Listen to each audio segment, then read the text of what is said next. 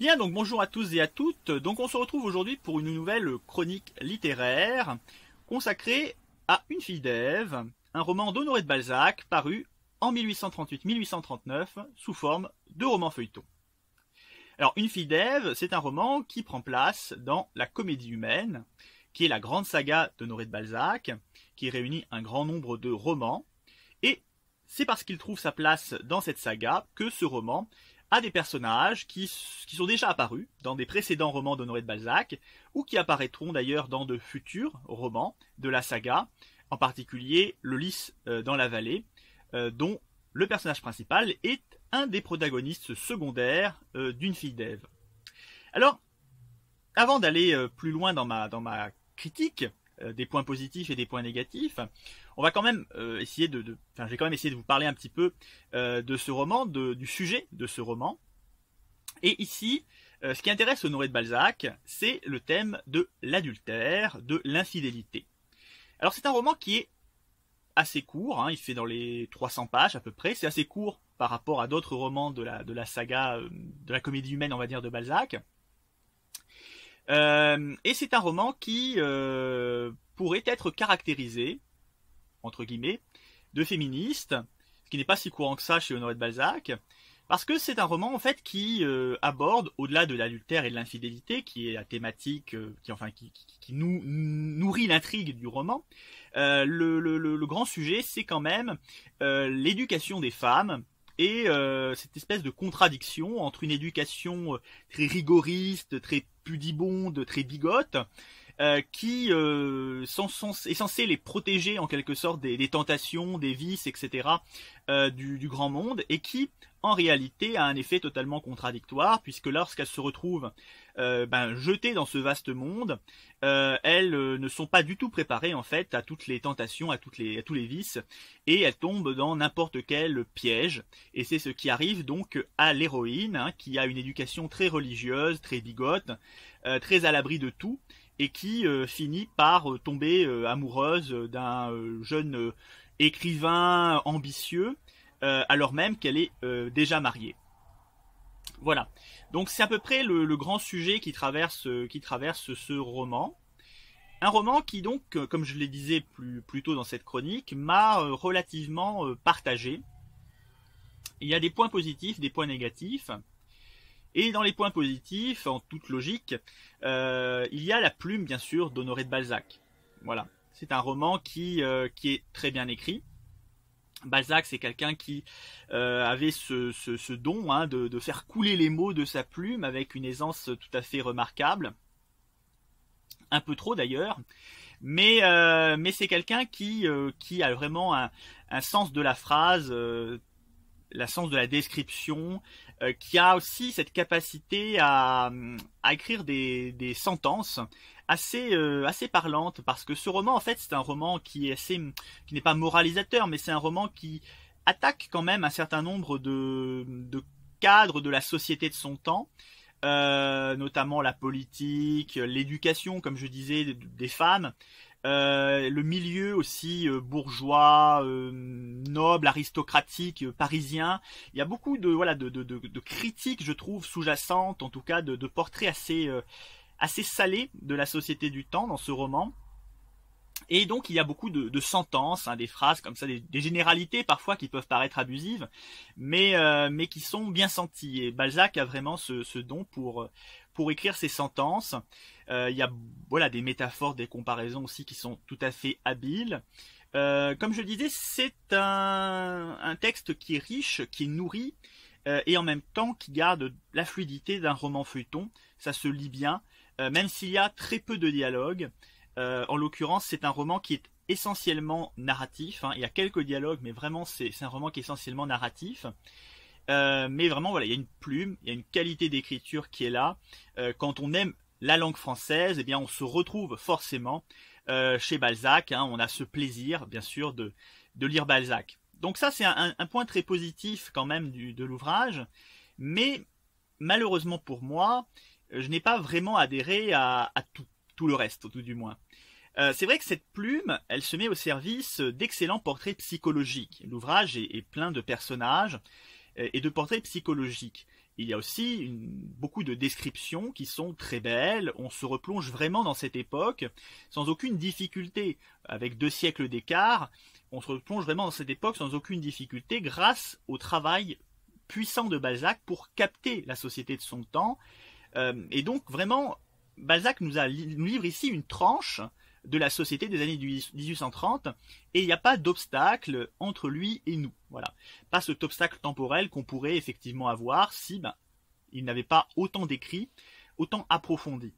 Et en même temps, c'est aussi un peu le piège dans lequel on tombe forcément lorsqu'on va aussi loin dans le travail descriptif, dans le portrait psychologique, et qu'on tient finalement autant le lecteur par la main. Parce que Balzac, il nous tient totalement par la main, et il ne laisse pas véritablement vivre son histoire et ses protagonistes. Au bout d'un tiers de l'ouvrage, donc on va dire autour de 75-80 pages, j'avais lu en tout et pour tout une description d'intérieur, un salon, et 3 portraits de personnages. Voilà à peu près ce que j'avais lu en un tiers de l'ouvrage. Et donc ça montre quand même que Balzac il va très très loin dans les descriptions. Pour tout dire, lorsqu'il décrit le salon, en fait, l'ouvrage s'ouvre sur une description d'un intérieur. Il décrit tout de la rosace au plafond jusqu'à la couleur des poils du tapis, même si on ne s'intéresse absolument pas en fait à cette rosace et à ce tapis. Alors je dis pourquoi pas, mais le problème c'est effectivement que ça rallonge quand même très très fortement l'ouvrage, et très probablement, si on avait enlevé tout ce qui est en trop dans l'ouvrage, on aurait eu quasiment une nouvelle. Voilà.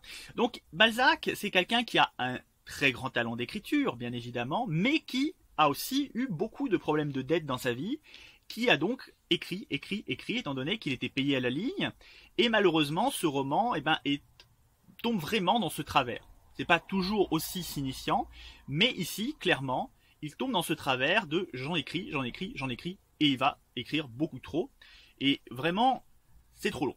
Voilà.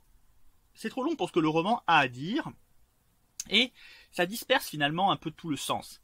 Les héroïnes, quand il les présente, effectivement, ils racontent vraiment toute leur existence, c'est-à-dire qu'on remonte tout le fil de leur existence, dans le moindre détail, et puis il en rajoute, de façon extrêmement abusive. Voilà.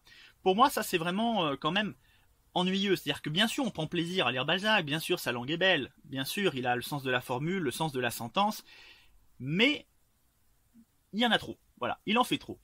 Et c'est à l'image d'ailleurs du personnage, hein.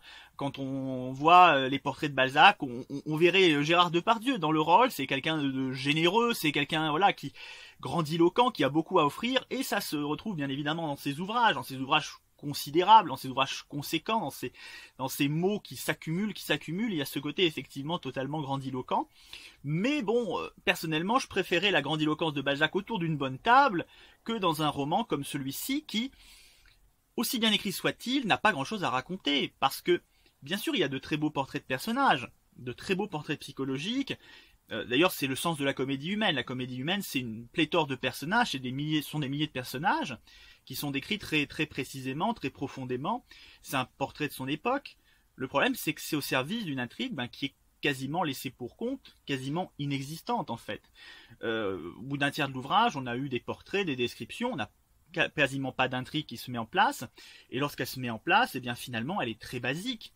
Il y a beaucoup de choses qui ont déjà été vues d'ailleurs dans d'autres romans d'Honoré de Balzac, hein, les lettres de change, etc. C'est des procédés narratifs, on va dire, assez classiques chez lui. Et le nœud gordien de l'intrigue, c'est encore une fois un trio amoureux, avec cette question de l'infidélité, de l'adultère. Mais au fond, il n'y a vraiment pas grand-chose à se mettre sous la dent. C'est très basique. Voilà, l'intrigue est très basique. Et donc, on s'ennuie quand même un peu, parce que tout ça aurait pu tenir, oui, en un format nouvelle. Et là, on est sur du 300 pages, et encore, on voit que, bon, Balzac n'a pas réussi à en faire du 400 ou du 450 pages comme il aurait pu. Donc ça montre que vraiment, même en tirant à la ligne, c'était difficile d'arriver à 300 pages. Donc ça montre que vraiment, on aurait pu faire ça en beaucoup, beaucoup plus court. Et donc, pour moi, malheureusement, le plaisir de lecture a quand même été gâché par ces mollesses, par ces lenteurs, par ces descriptions interminables de choses qui ne sont pas particulièrement utiles. Enfin, l'héroïne, à un moment donné, se retrouve une des héroïnes, parce qu'il y a plusieurs personnages féminins qui ont un rôle à peu près équivalent, se retrouve à un moment donné chez son ancien professeur de musique, et il décrit tout l'appartement, de l'espagnolette jusqu'à la queue du chat, quoi. C'est véritablement trop. Voilà. Alors que tout ça n'a pas d'intérêt. Il décrit tout ça sur plusieurs pages pour finalement 2-3 lignes de dialogue qui amènent tout l'intérêt, tout le sens en fait de la narration de l'intrigue, enfin qui font avancer le propos, quoi. Donc vraiment c'est trop. Ça c'est quand même un point négatif, je dirais, à l'heure en plus où on a quand même tendance de nos jours à privilégier un petit peu plus l'intrigue à ces longues descriptions, qui aussi belles soient-elles, quand elles sont très nombreuses, finissent par empeser le bébé. Voilà. Donc, je suis partagé.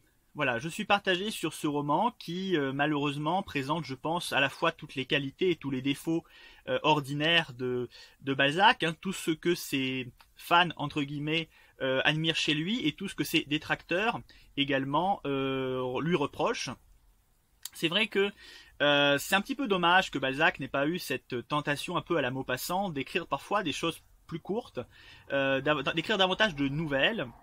Et en plus, comme je disais, c'est vrai que la semaine dernière, je parlais d'un auteur, Pierre Zacone, peu connu, qui était également un auteur de vaudeville, qui était très à l'aise avec le dialogue, et qui mettait pas mal de dialogue aussi pour faire avancer l'intrigue. Balzac, lui, il a recours uniquement à la narration. Et le problème, c'est que très souvent, il abuse là aussi de la narration omnisciente. Et il ne laisse pas véritablement ses personnages évoluer, vivre par eux-mêmes et faire avancer l'intrigue entre eux, notamment par le biais de dialogues. Il se met souvent comme ça, comme une vitre en fait, devant la scène, et il est l'intermédiaire entre ce qui se passe sur la scène et le public. Un peu comme s'il nous faisait une sorte d'audio-description, vous voyez, du spectacle. Et du coup, on a cet intermédiaire continuel qui est là, et qui, je trouve, bloque un peu le caractère vivant du spectacle qui nous est proposé. Voilà. Je crois que trop souvent, Balzac, il se pose là, notamment à travers ses sentences nombreuses, mais il se pose là en intermédiaire entre le lecteur et les personnages. Pour moi, trop souvent. Et du coup, c'est vrai que l'ouvrage, qui aurait pu gagner un petit peu plus en vitalité, la perd par cet intermédiaire qui se met en place et qui bloque un peu le plaisir immédiat, on va dire, de la lecture. J'ai été un petit peu embêté par rapport à ça. Du coup, je suis toujours resté un petit peu distant par rapport aux personnages, par rapport à ce qui se passait, par rapport à leurs problématiques. J'ai toujours été un petit peu distant, j'ai toujours eu ce sentiment d'être un peu distant par rapport à ce qui se passait. C'est dommage. Voilà. Mais bon, comme je disais, malgré tout, ça reste de la belle littérature. Si vous aimez lire de belles descriptions, lire de beaux portraits de personnages, je pense que ce roman est fait pour vous. Si vous recherchez une intrigue fouillée, des rebondissements, de l'originalité, je pense pas qu'Une fille d'Ève vous conviendra. Parce que c'est pas un roman qui est original non plus par son sujet. C'est un roman qui raconte une histoire vraiment classique d'adultère, avec des protagonistes qui ne sont pas non plus spécialement originaux, notamment l'écrivain un peu ambitieux, arriviste, qui veut devenir politicien et puis qui fait un peu n'importe quoi. C'est pas forcément une figure hyper originale dans le monde, dans l'univers de Balzac, hein, c'est pas vraiment le personnage le plus original. Mais en même temps, voilà, si vous cherchez une belle langue, si vous cherchez une belle description d'époque, si vous voulez palper les années 1830, ce roman est idéal parce que vraiment, on est plongé dedans. Et puis, il y a quand même aussi tout ce sel que Balzac arrive à jeter sur les différents protagonistes, hein, comme je disais, que ce soit la religion, qui éduque mal, que ce soit tous ces hypocrites, artistes, journalistes, politiciens, aristocrates. Il jette vraiment son sel un peu sur tout le monde et c'est aussi assez amusant puisque bien sûr Balzac le fait avec talent. Voilà. Donc je vais m'arrêter là en disant voilà que ce livre est peut-être à découvrir, suivant en tout cas votre approche de la littérature. Hein. Je sais que certains préfèrent quand même quand il y a une intrigue qui les entraîne un peu plus. Et puis il y a ceux qui aiment les belles phrases, les bons mots, le style. Voilà. À vous de voir. Vous avez maintenant les cartes en main. Hein. Il vous reste plus qu'à décider. Voilà. Donc je vous dis merci de m'avoir écouté. Hein. Et puis à une prochaine chronique littéraire consacrée encore une fois à un ouvrage que je ne dévoilerai pas. Ce sera une surprise. Merci et à bientôt.